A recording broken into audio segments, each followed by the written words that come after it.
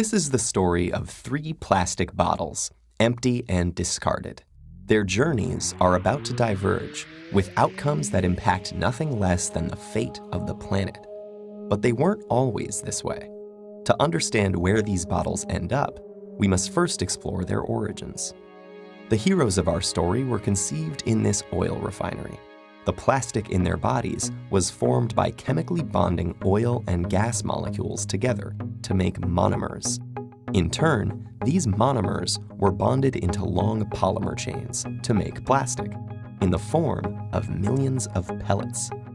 Those were melted at manufacturing plants and reformed in molds to create the resilient material that makes up the triplets' bodies. Machines filled the bottles with sweet, bubbly liquid, and they were then wrapped, shipped, bought, opened, consumed, and unceremoniously discarded. And now here they lie, poised at the edge of the unknown. Bottle 1, like hundreds of millions of tons of his plastic brethren, ends up in a landfill. This huge dump expands each day as more trash comes in and continues to take up space.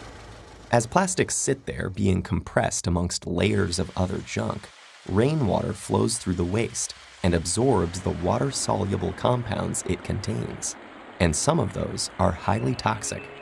Together, they create a harmful stew called leachate, which can move into groundwater, soil, and streams, poisoning ecosystems and harming wildlife. It can take bottle 1 an agonizing 1,000 years to decompose. Bottle 2's journey is stranger, but unfortunately no happier. He floats on a trickle that reaches a stream that flows into a river, and a river that reaches the ocean. After months lost at sea, he's slowly drawn into a massive vortex where trash accumulates, a place known as the Great Pacific Garbage Patch. Here, the ocean's currents have trapped millions of pieces of plastic debris.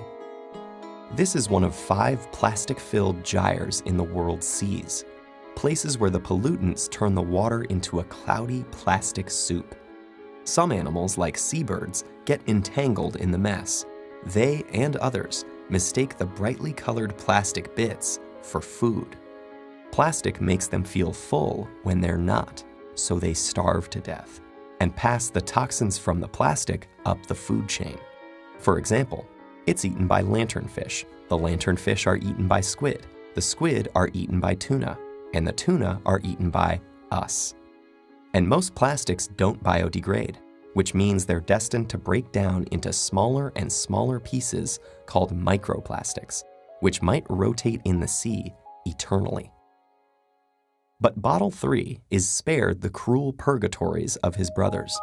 A truck brings him to a plant where he and his companions are squeezed flat and compressed into a block. Okay, this sounds pretty bad too, but hang in there. It gets better. The blocks are shredded into tiny pieces, which are washed and melted so they become the raw materials that can be used again. As if by magic, Bottle 3 is now ready to be reborn as something completely new. For this bit of plastic with such humble origins, suddenly, the sky is the limit.